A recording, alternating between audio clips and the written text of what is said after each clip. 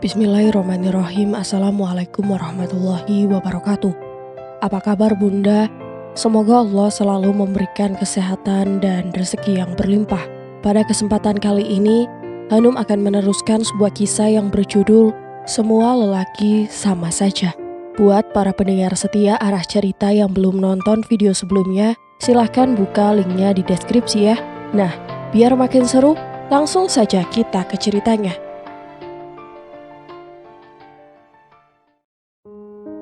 Om Pras siap menampar pipi mulus itu, tapi tangannya terkulai sebelum sempat menyentuhnya. Kamu tidak boleh tempuh jalan ini. Kamu tidak boleh menendam dengan merusak keluarga Om, katanya kemudian. Alin cuma diam, ia sendiri pun menyesal datang ke sini. Alin mencintai Om Pras, kata Alin akhirnya. Om Pras menatap tajam manik mata Alin, seperti ingin menembus isinya. Tuluskah ucapannya itu? Benarkah ia mencintaiku? Atau hanya ingin merusak keluargaku seperti yang pernah dilakukan kekasih papanya itu?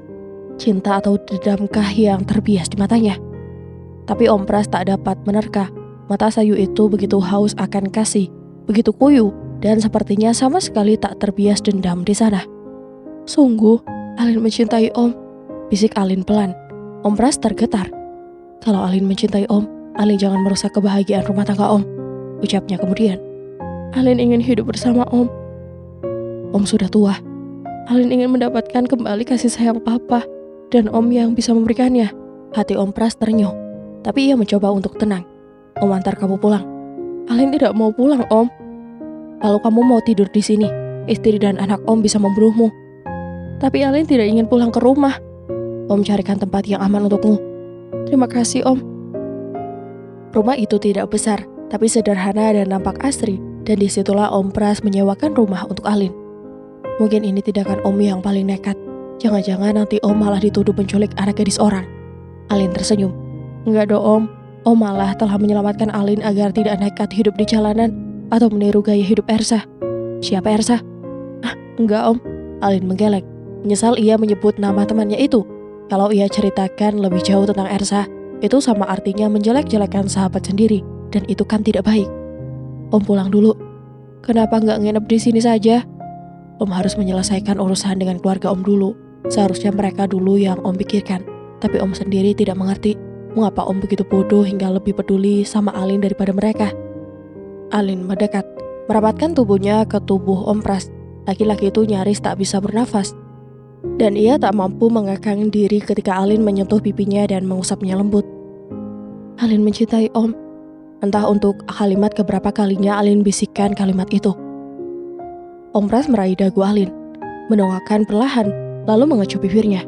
Bibir Alin yang merah merekah itu terkuak, membalas ciuman Om Pras. Mereka saling memagut. Walaupun sudah setengah abad usianya, Om Pras yang masih terlihat gagah dan tampan itu benar-benar telah membuat Alin merasa jatuh cinta padanya. Kehadiran Om Pras di sisinya mampu sedikit demi sedikit mengikis bayangan Edwin dari hatinya.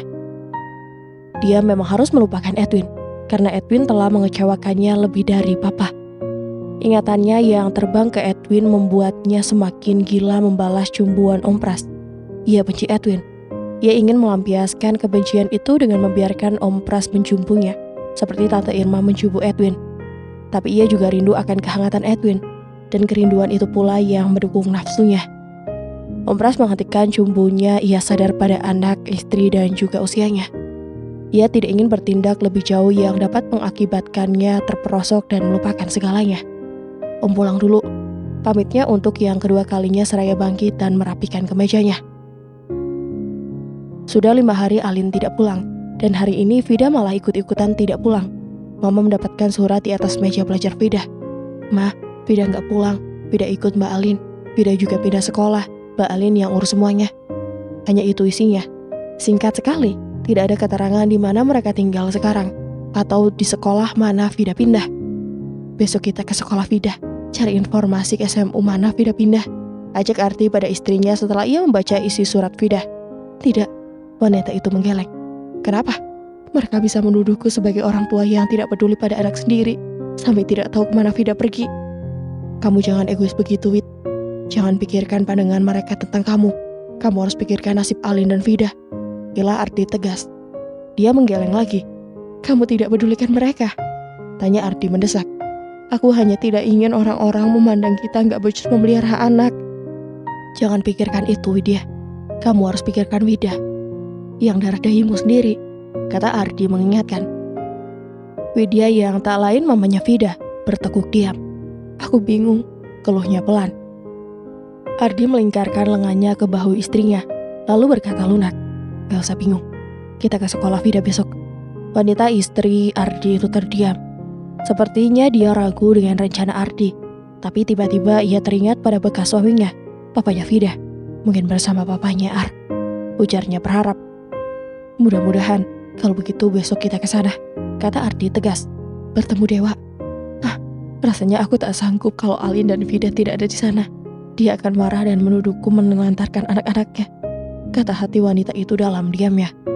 "Kamu ragu, Wid?" tanya Ardi. Widya diam tak menjawab. "Paling tidak kita bisa melihat bagaimana keadaannya. Kalau sudah tahu, kan kita nggak terlalu risau memikirkannya." Dia masih diam. Ardi menarik napas dalam. "Kenapa kamu hanya memikirkan nasibmu? Pantas anak-anak pergi menjauhimu." "Ardi, aku yang akan cari mereka." Dan Ardi bangkit dari tempat duduknya dan keluar dari kamar Vida dengan tergesa. Gak enak rasanya jadi anak baru, selalu jadi pusat perhatian, jadi serba kikuk. Untungnya mereka pada baik, hingga Vida merasa lega dan tidak terlalu tersiksa. Wajah-wajah manis yang berpaling ke arahnya. Disenyuminya ramah. Tapi ketika sepasang mata indahnya membentuk wajah yang Vida rasa paling kece di kelas itu, senyum di bibir Vida surut seketika. Wajah itu nampak begitu murung, dan matanya yang kelak memandang sinis ke arah Vida. "Namanya Herbie," seru Saras yang duduk sebangku dengan Vida. Vida mengalihkan pandangannya ke wajah Saras. "Aku gak ngerti lihat sikapnya. Tatapannya aneh, kayaknya dia benci sama aku, Sa," ujar Vida pelan. "Jangan berprasangka jelek kayak gitu, Vi. Sejak beberapa bulan belakangan ini, sikapnya memang aneh," cerita Saras. "Padahal dulu periang dan baik banget. Dia juga pintar. Tapi sekarang sikapnya dingin, pendiam, suka bolos. Prestasinya juga anjlok. Pokoknya hancur-hancuran deh."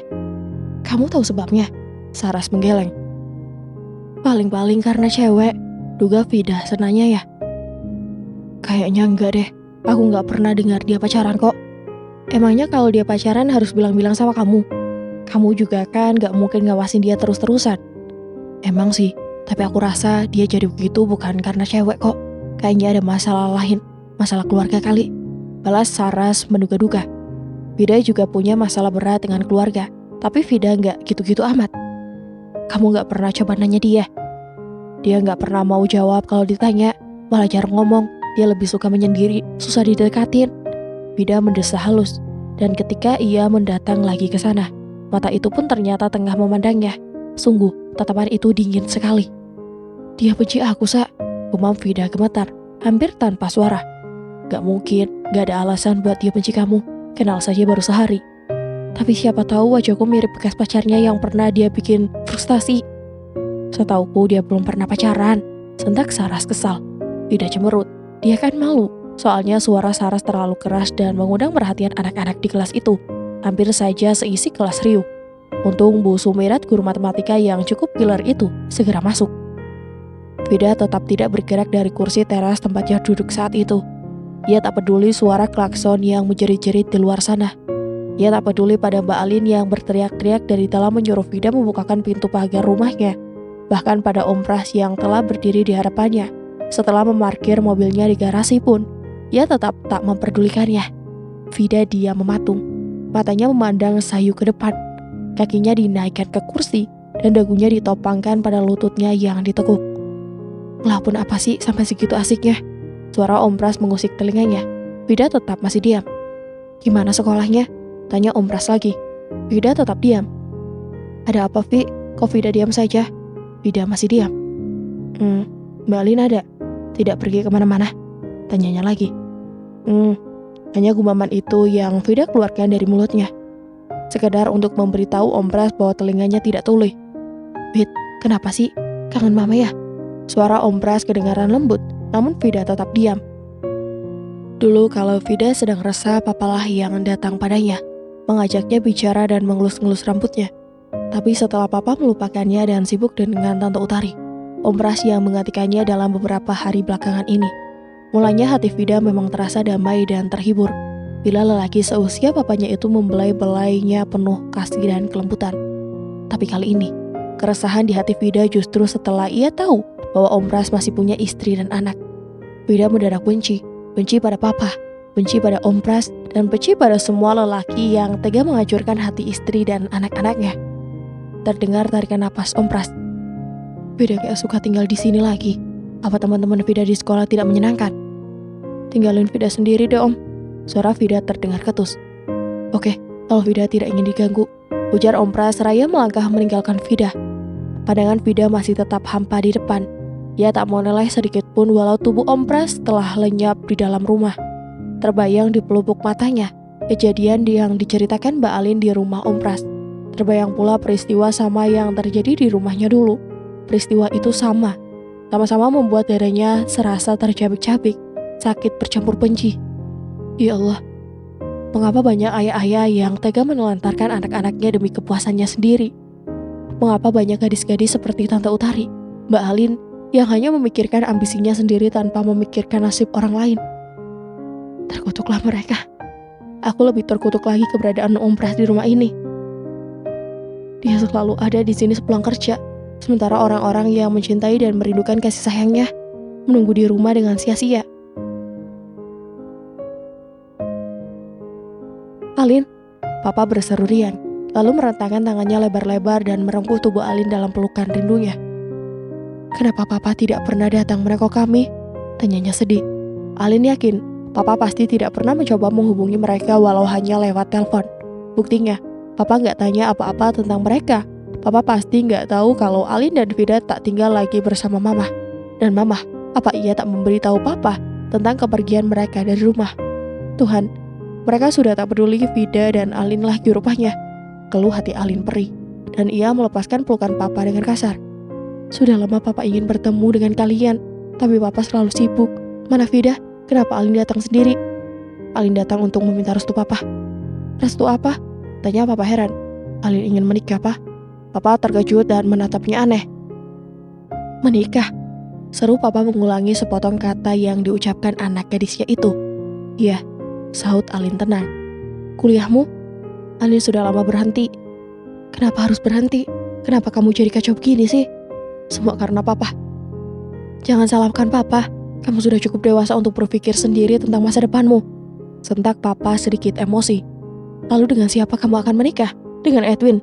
Kenapa begitu tergesa-gesa sih? Edwinnya juga masih kuliah kan? Apakah? Papa menggantung kalimatnya, lalu dengan mata tajam ditatapnya perut Alin. Seakan dengan tatapannya yang serupa itu, ia dapat melihat isi perut Alin. Kecelakaan, Lin? Kamu ah? Tanya Papa belum selesai. Tidak, Pak. Serga Alin cepat. Lantas, apa orang tua Edwin sudah tak sabar ingin punya cucu? Suruh saja Edwin cari gadis lain. Papa begitu sok tahunya. Siapa yang mau menikah dengan Edwin? Melihat tampangnya saja Alin sudah tidak sudi. Alin bukan mau menikah dengan Edwin, Pak. Lagi-lagi Papa tersentak. Lalu dengan siapa? Dengan Om Pras. Sahut Alin mantap. Om? Entah untuk berapa kali Papa kaget lagi. Om katamu? Ulangnya seperti tak mempercayai lagi pendengarannya. Iya, Om Pras. Dia seusia Papa. Tugas Alin berani. Alin? Suaranya gemetar seolah tak percaya. Dia juga punya anak dan istri seperti Papa. Dia mau menceraikan istrinya dan meninggalkan anaknya demi Alin.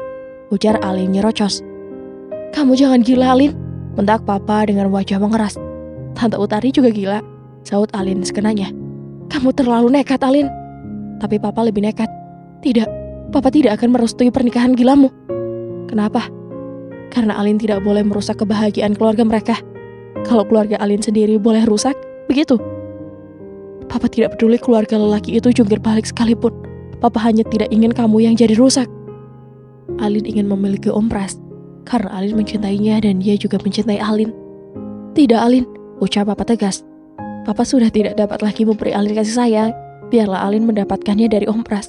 Restui pernikahan Alin, Pak. Alin terisak. Papa tak lagi dapat membendung sesak di dadanya. Lalu dengan hati perih, diraihnya kepala Alin dan dipeluknya. Alin terisak di dada Papa. Sudah lama ia tak menangis dalam pelukan Papa. Jangan teruskan rencanamu, Alin, bujuk Papa lembut. Harus, Papa. Alin masih butuh kasih sayang kecuali bila papa mau memberikannya bersama mama di rumah, ucap Alin lirih. Itu tidak mudah sayang, papa sudah punya Tante Utari dan mama sudah punya Om Ardi. Bila papa tegas seraya mengelus-ngelus rambut anak gadisnya itu. Kalian bisa cerai kembali. Itu ide gila Alin.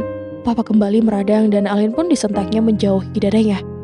Kenapa pikirmu jadi kacau begini Alin? Dan semua karena papa, balas Alin singkat.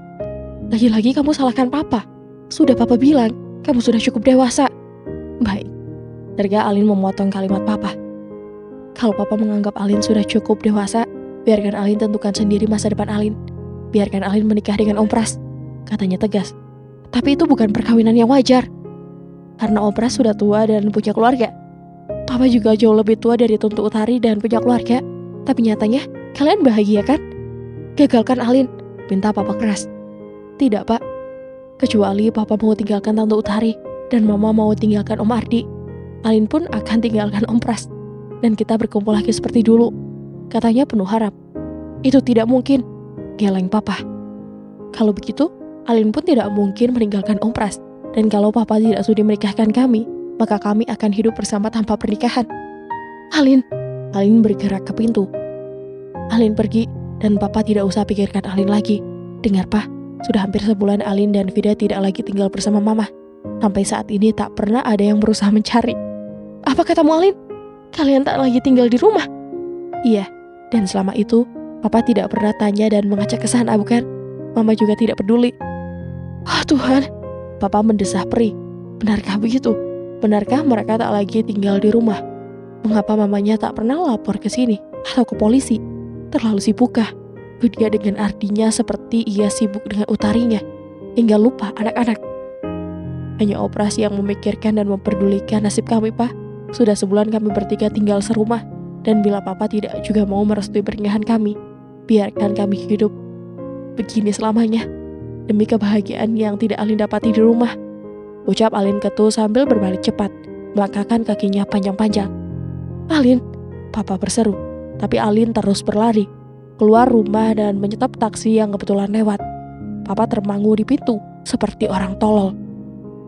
Dan seperti baru tersadar dari mimpi yang mengerikan, papa berbalik kembali ke dalam, dihampirinya meja telepon lalu diputar nomornya. Halo? Katanya dengan suara dingin dan marah. Halo, siapa ini? Saut suara di seberang sana, dan papa kenal, itu suara Widya, mama anak-anak. Saya ingin bicara dengan Vida, teriaknya tandas. Ia ingin meyakinkan ucapan Alin barusan. Vida, tergagap suara di telepon menyebut nama anaknya. Vida tidak ada di rumah kan? Bentaknya kasar, lupa kalau ia sudah tidak berhak lagi atas Widya. Vida belum pulang les, Dewa. Bohong, Vida tidak tinggal di rumah kan? Dewa meradang. Ia kecewa dan marah anak-anaknya ditelantarkan. Aku akan ke rumahmu hari ini juga. Dan akan kuobrak-abrik bila tidak kutemukan Vida dan Alin di sana. Sambungnya tanpa menunggu jawaban. Terdengar gagang telepon dibanting di kejauhan sana.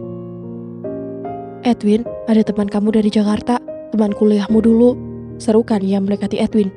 Edwin yang sedang sibuk membongkar radio, menghentikan pekerjaannya. Siapa? Cewek apa cowok? Tanya Edwin ada kaget. Cowok, kayaknya dulu pernah kamu ajak main kesini deh. Kalau nggak salah namanya Arga. Arga? Edwin hampir melompat dari tempat duduk ya. Kamu tungguin bengkel ini dulu ya, aku harus temui Arga. Katanya seraya bangkit dan berlari keluar. Edwin berlari-lari kecil menuju rumahnya yang tak jauh dari belakang bengkelnya. Ia menerobos masuk ruang tamu dengan napas masih tergengal. Edwin, Arga berseru riang. Arga, sambut Edwin, dan dua sahabat itu saling melepas rindu dengan berpelukan. Kamu banyak berubah, Ed, komentar Arga setelah pelukan mereka terlepas. Dan sekali lagi ditelitanya Edwin. Dia semakin tampan dengan rambutnya yang hampir menyentuh bahu dan brewok tipis di wajahnya, membuatnya kelihatan jantan dan gagah. Kamu juga banyak berubah, Ar. Gimana kuliahmu? Lancar? Alhamdulillah. Kamu sendiri ngapain di sini? Buka bengkel tuh, TV, radio, lumayan, Ar. Doain saja radio orang-orang sekitar sini pada rusak, katanya dengan tawa konyol. Arga ikut tertawa, walaupun sama sekali tidak lupa ucapan Edwin barusan. Gimana Alin? Tanyanya dengan wajah murung serius. Itulah sebabnya mengapa aku datang ke sini. Arga pun memasang wajah mendung yang tak kalah seriusnya. Dia menghilang, Aku sudah berusaha tanya-tanya ke teman dekatnya termasuk Ersa, tapi tidak ada yang tahu. Edwin mendesah perih. Aku telah menyakitinya. Dia sudah cukup terluka dengan perceraian kedua orang tuanya, dan aku menambahnya. Aku menghancurkannya. Aku menenangkannya pada saat dia butuh seseorang untuk berpegangan, kata Edwin terluka. Aku datang tidak untuk mengorek lukamu, Ed. Aku hanya ingin beritahu kamu, siapa tahu kamu bisa bantu mencarinya. Mungkin kamu tahu siapa saja orang-orang yang dekat dengannya. Tidak, dia tidak punya banyak sahabat. Yang paling sering dibicarakan hanya Ersa. Arga tampak tercenung. Dulu dia pernah bilang padaku akan ikut papanya. Gak jadi kok, Ed. Edwin mengeluh putus asa. Aku sangat mencintainya, Ar. Kalau saja kelak aku dapat menemuinya dan dia mau menerima kehadiranku, aku akan lakukan apa saja untuknya. Kalau begitu kamu mau ikut aku ke Jakarta dan berusaha mencarinya? Edwin menggeleng. Aku belum dapat melupakan peristiwa itu dan aku benci Jakarta. Alin juga akan menjadi kian sakit bila melihatku. Jadi sebaiknya aku tidak perlu dulu bertemu dengannya beberapa tahun. Tidak terlalu lama. Edwin menggeleng. Malah mungkin terlalu singkat bagi Alin untuk dapat melupakan peristiwa itu. Arga membisu kembali. Masih kos di tempat Tante Irma? Tanya Edwin kemudian. Sejak kamu pulang ke sini, kami pindah. Pak Anton masuk kelas dan Vida Priscilia, panggilnya. Ada orang tuamu menunggu di ruang guru. Beliau ingin bertemu kamu. Setengah kaget, setengah bingung. Gak tahu seperti apa perasaan Vida yang setengahnya lagi ia diam tak menyahut. Pikirannya risau. Orang tua yang mana? Siapa? Papa, Mama, Om Ardi, Tante Utari kah? Atau, tanya hatinya. Vida, sekali lagi Pak Anton memanggilnya. Tuhan, Vida berdoa komat kamit. Bagaimana ini? Ia sama sekali tak ingin menemui siapa-siapa. Ia benci mereka. Walau Om Pres sekalipun, ia benci. Vida ingin lari. Ingin sekali, tapi apa kata teman-temannya di kelas nanti? Vida mengangkat pantatnya dari kursi dengan berat. Dan dengan lesu ia bergerak ke pintu. Lalu sengeloyor keluar kelasnya. Menuju ke kantor, di mana orang tua yang Pak Anton maksud tengah menunggunya.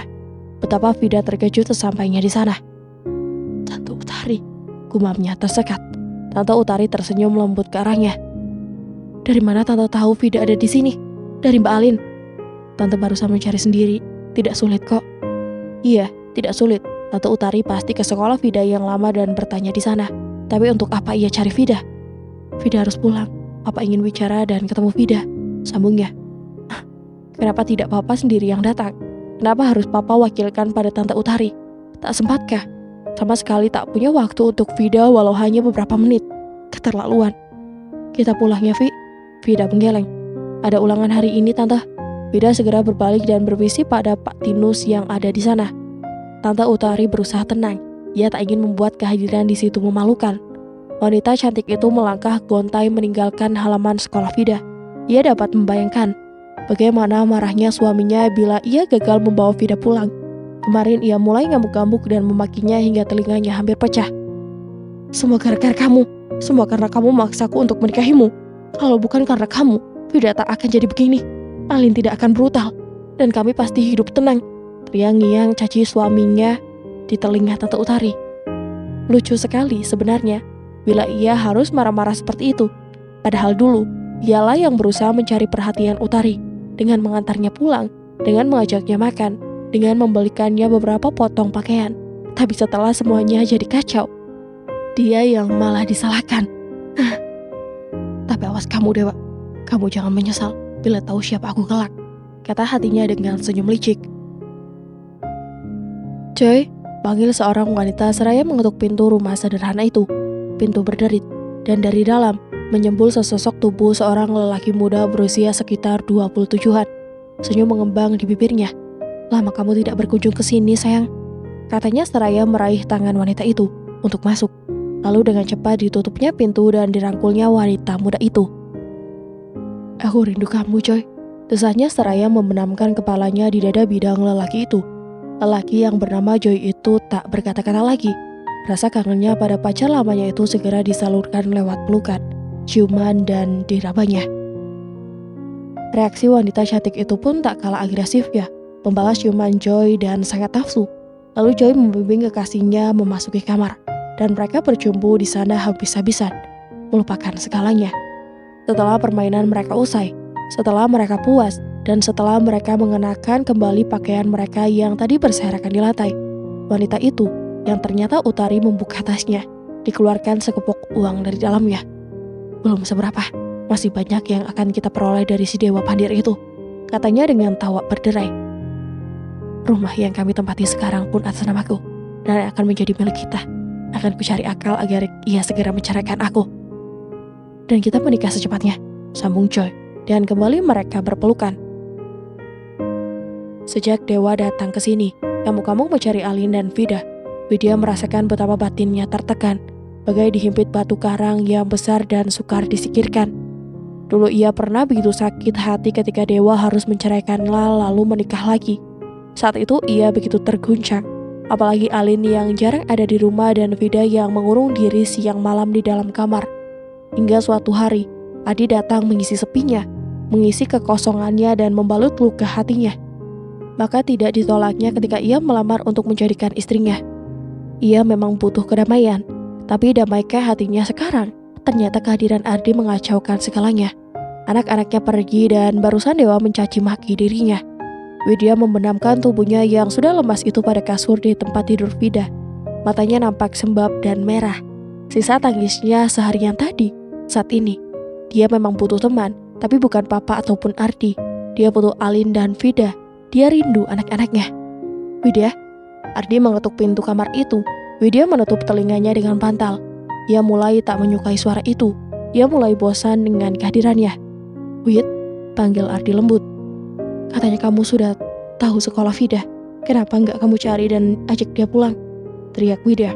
Pokoknya sebelum kamu bawa mereka ke sini, aku tidak mau bertemu lagi denganmu. Gila, omongan apa itu? Tanya batinnya segera tersadar. Tapi ia tak peduli, masa bodoh. Biarkan saja kepala Ardi pusing lalu minggat, agar dia tidak menggangguku. Terdengar langkah-langkah menjauh, menuruni tangga lalu menghilang. 1 bulan di sekolah ini rasanya telah cukup bagi Vida untuk menyesuaikan diri dengan teman-temannya. Dan di sini ia sedikit-sedikit dapat melupakan kepahitan yang terjadi dalam keluarganya. Tak seorang pun teman-temannya di sekolah ini tahu apa yang pernah terjadi dalam keluarga Vida. Vida menyibukkan diri dengan berbagai kegiatan ekstrakurikuler serta les-les di luar jam sekolah. Dengan begitu, dia jadi jarang ketemu Om Pras. Rasanya semakin hari, semakin sebal saja dia pada lelaki yang gampang dirayu perempuan itu. Ia selalu membayangkan betapa hancurnya hati anak dan istri Om Pras. Sungguh, Vida sudah jatuh cinta pada sekolah ini, pada teman-temannya, terutama Saras. Tapi pada yang satu ini, sungguh menjadi ganjalan buat Vida. Apa itu? Sikap kasar Herbie. Sejak pertama ia masuk ke sekolah ini sampai hari ini, sikap dinginnya kian menjadi. Vida tidak mengerti mengapa Herbie begitu jahat padanya. Kemarin, dia hampir menyerempet Vida dengan mobilnya. Minggu lalu, dia pinjam catatan biologi Vida dan ketika Vida mengambilnya, dengan enteng dan tanpa perasaan bersalah, dia bilang buku itu hilang. Dan barusan, dia merobek-robek kertas ulangan fisika Vida yang baru saja dibagikan Pak Anton. Dan tentu saja, dia melakukan itu setelah Pak Anton keluar kelas. Pokoknya masih banyak lagi kejahatan yang lain pada Vida, termasuk memelototinya tanpa sebab. Kamu percaya sekarang kan, Sa? Dia memang membenciku, kata Vida sedih pada Saras. Saras tak dapat lagi menyangkal. Setelah melihat banyak bukti, ia pun mengangguk. Apa karena dia menganggap aku saingannya ya, Sa?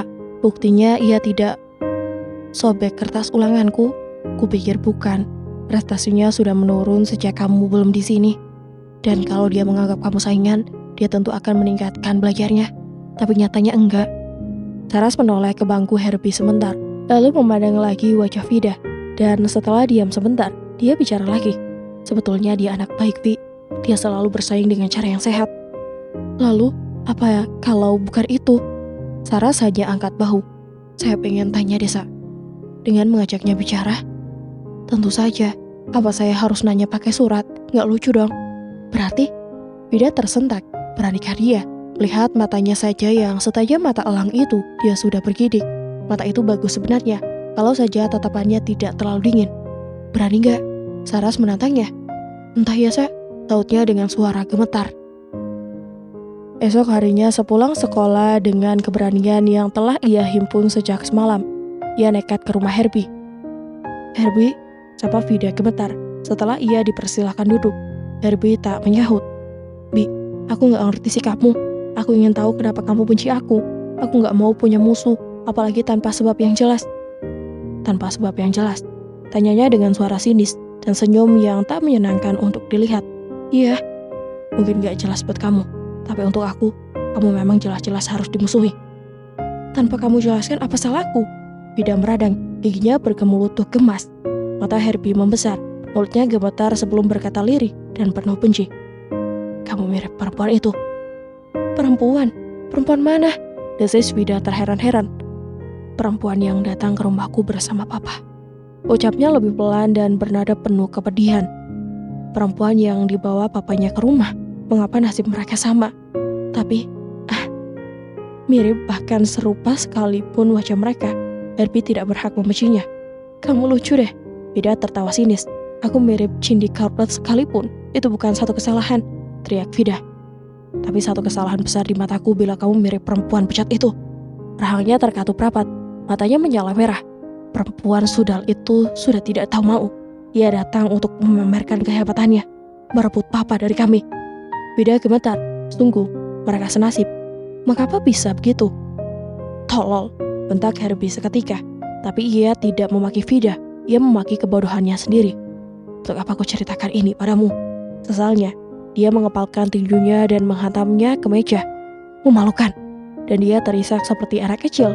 Dia tertelungkupkan wajahnya ke meja. Vida dapat merasakan kepedihan yang dirasakannya. Vida pernah mengalami itu. Ingin sekali Vida memeluknya, menenangkannya, tapi hatinya sendiri pun terguncang. Dan perempuan itu, Mbak Alin kah? Kalau bukan, siapa lagi perempuan jahat yang telah merampas papanya Herbie, yang mirip dengannya? Mungkin banyak perempuan kayak begitu di bumi ini. Rencana Mbak Alin memang merusak keluarga Om Pras. Dia pernah nekat datang ke rumah lelaki itu. Dan itu pernah diceritakannya pada Vida beberapa waktu lalu. Dia juga cerita tentang anak Om Pras yang hanya satu. Laki-laki katanya, Herbie Kadia. Mungkin benar, mungkin Herbie anak Om Pras. Dan mungkin juga Vida dimasukkan sekolah itu karena di situ ada anak lelakinya. Mereka benar-benar gila. Herbie, Vida memberanikan diri dan menyentuh pundaknya. Vida tidak tega melihat Herbie menangis karena dia tahu betapa pedihnya penderitaan seperti itu. Herbie mengangkat kepalanya, menatap dalam wajah Vida, dan astaga, sepasang mata elang itu, sebentuk hidungnya yang mancung itu, dan rahanya keras. Tuhan, itu semua milik Om Pras. Taruh Vida dalam hati setelah memperhatikan wajah Herbie lekat-lekat. Gila, Vida menjerit dalam hati. Ya Allah, mengapa semuanya jadi begini? Dan mengapa ia baru menyadari itu sekarang? Seluruh tubuhnya bergetar, telapak tangannya berkeringat dingin, sedingin air hujan. Kamu kenal? Hanya sampai di situ, Vida tak kuasa melanjutkannya. Padahal Vida ingin tanya, kenalkah ia pada Om Pras? Perempuan jalang itu yang ingin kamu tanyakan. Aku muak memikirkannya. Malam itu pun, kalau saja aku gak ingat mama, aku pasti sudah hancur dengan mobilku. Dengan mobil? Oh, dia memang jelas-jelas anak Om Pras. Mbak Alin pun pernah bercerita tentang itu. Sementara anaknya yang gede cowok mungkin usianya sebaya kamu, melesat dengan mobilnya. Mbak gak tahu gimana nasibnya. Terngiang di telinga Vida cerita Mbak Alin tentang misinya merebut Om Pras.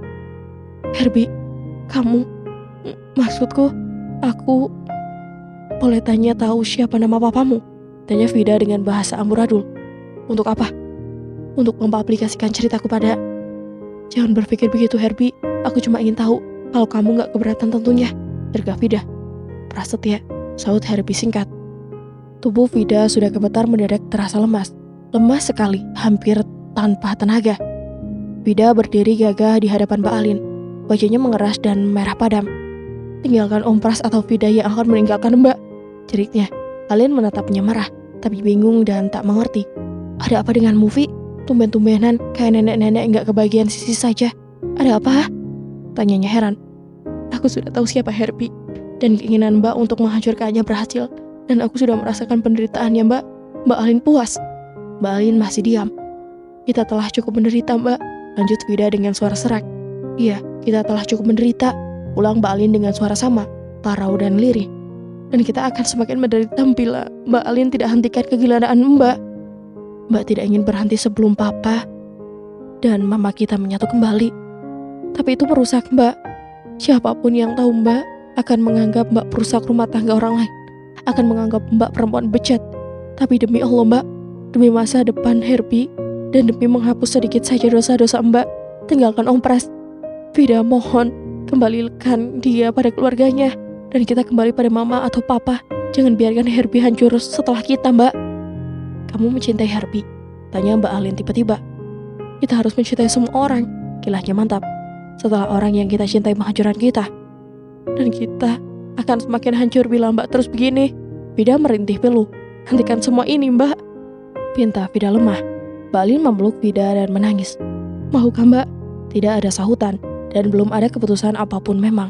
Tapi melihat Mbak Alin menangis, Vida yakin Mbak Alin mulai menyadari betapa besar dosa yang telah dia perbuat. Pintu terketuk dari luar.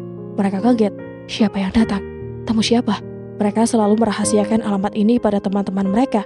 Bahkan pada Ersa yang sahabat Alin pun, Alin merahasiakan.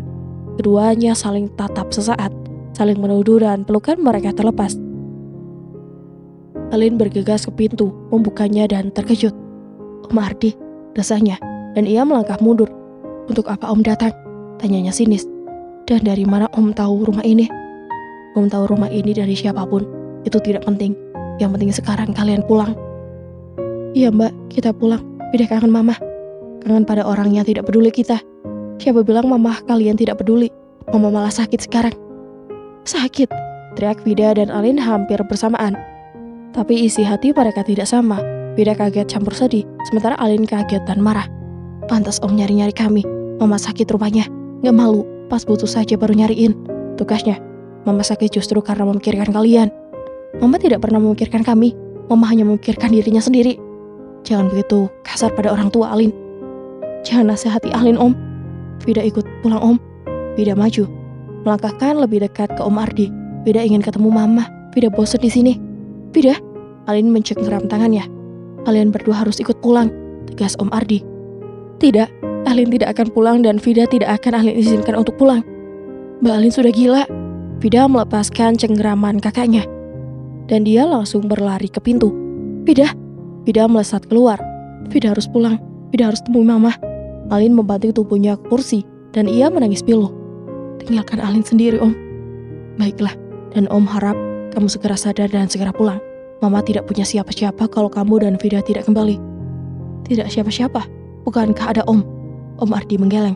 Om sudah bukan milik Mama lagi. Demi kalian, Mama meminta Om menceraikannya, dan kami bercerai dengan cara baik-baik.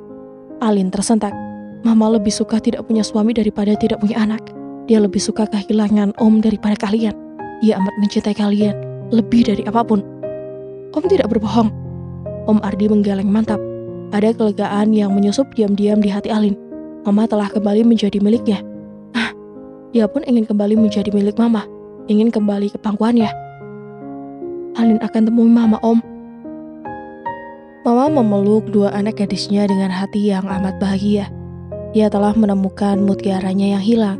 Belahan jiwanya, buah hatinya. Alin egois ya, Mah. Alin cuma mikirin diri sendiri, gak mikirin Mama. Malah tega meminta Mama tinggalkan Om Ardi demi Alin.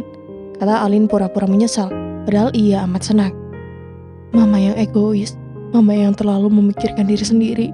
Mama pikirkan dulu, dengan menerima Om Ardi, Mama jadi dapat mengobati luka hati Mama dan melupakan semua kepahitan yang Mama rasakan. Tapi nyatanya tidak. Mama malah kian sakit ketika akhirnya kalian pergi. Tapi Mama sedih sekarang kan, karena Mama kehilangan Om Ardi.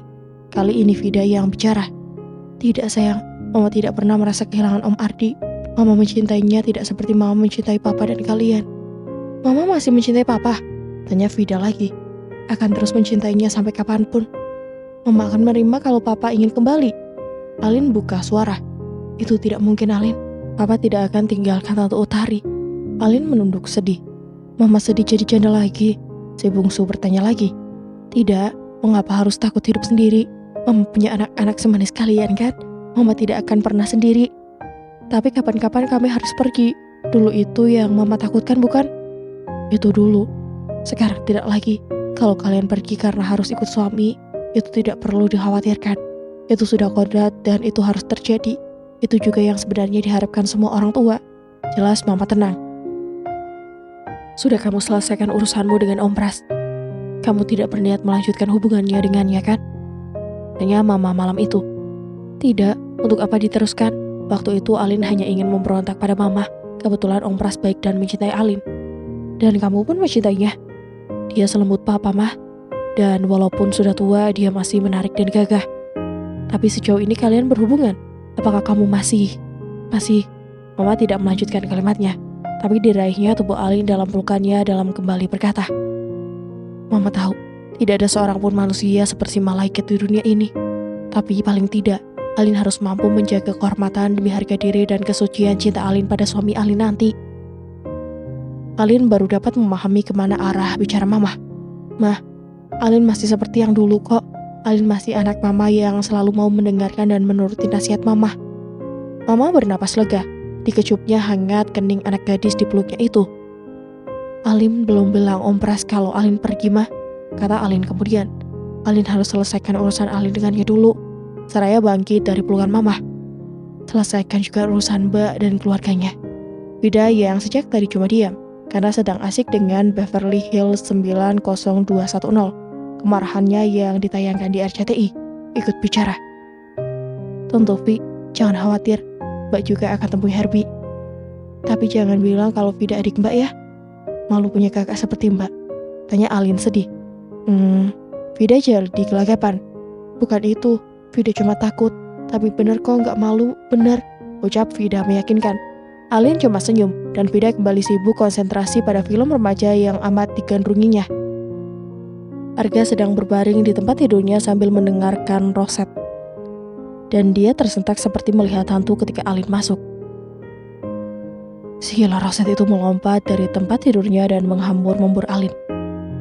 Ini seperti mimpi Alin, katanya. Gak percaya bisa ketemu aku. Aku juga hampir gak percaya, Ar. Tahu dari mana tempat kosku ini? Dari Ersa. Kayaknya kamu sama Ersa jadi dekat deh. Aku curiga nih. Alin tersenyum. Aku memang suka Ersa kok. Dan Ersa juga suka kamu, timba Alin. Masa sih? Wajah Arga bersinar, penuh harap.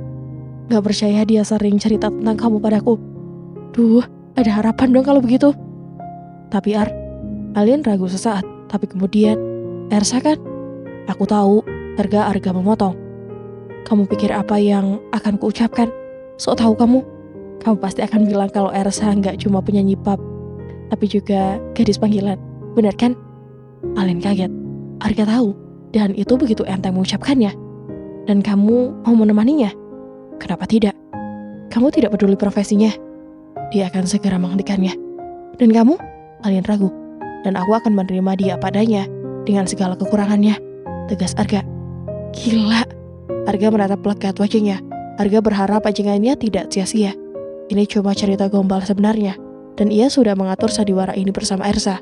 Mereka ingin Alin menerima Edwin kembali. Tapi sejauh mana hubungan mereka sebenarnya? Alin tidak perlu tahu. Mereka hanya berteman sampai saat ini. Tidak ada niat di hati Arga untuk bergaul lebih rapat dengan Ersa.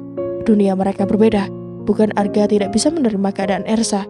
Dia hanya ingin mencari gadis yang lebih baik. Gak salah kan? Cowok manapun pasti berharap dapat gadis yang baik untuk mendampingi hidupnya. Walau cowok itu sendiri bukan orang baik-baik. Kalau aku bisa menerima Ersa, kenapa kamu tidak bisa menerima Edwin? Aku datang ke sini bukan untuk membicarakan Edwin, Koar. Aku cuma kangen kamu. Kangen aku berarti kangen Edwin juga dong. Soalnya tiap kamu ketemu aku, pasti Edwin yang jadi sumber obrolan kita. Pernah ketemu dengannya? Arga mengulum senyum. Baru saja tadi ngomong gak suka membicarakannya. Sekarang malah menanyakannya. Lucu. Pernah. Dia buka bengkel radio dan TV. Lumayan, bisa bantu-bantu ibunya. Ibunya kerja juga. Di konveksi. Alin tercenung. Hidup mereka memang sulit. Kalau kamu kangen, aku mau mengantarmu ke sana. Alin menggeleng. Sudah kamu tutup rapat-rapat pintu hatimu untuknya? Iya, aku kunci. Dan kuncinya sudah aku lempar jauh-jauh.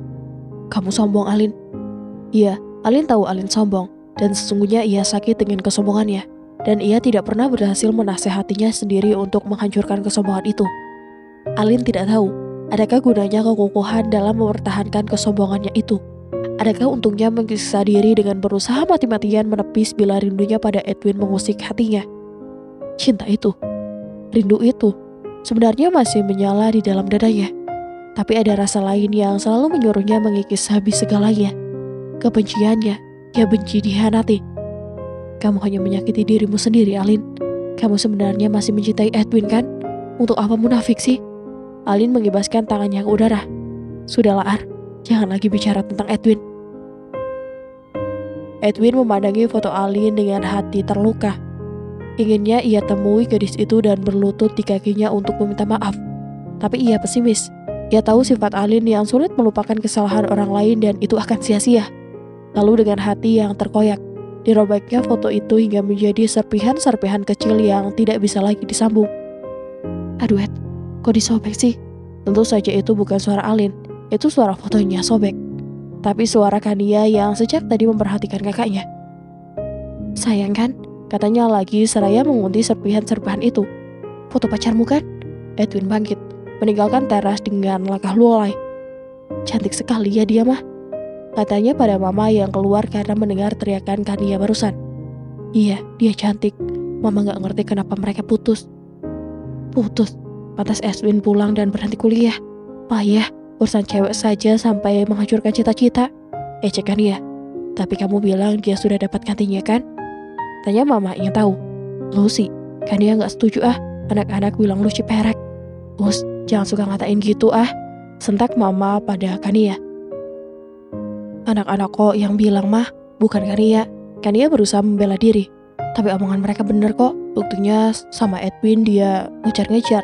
Tiap hari sepulang sekolah dia nongkrong di bengkelnya Edwin. Gak malu, cewek nguber-nguber cowok. Panjang umurnya. Desis mama dan Kania melongo tak mengerti. Ngomong apa sih mah? Tuh di pintu pagar. Kania melongo ke sana. Ampun, lagi diomongin nongol. Ngapain dia malam-malam kesini?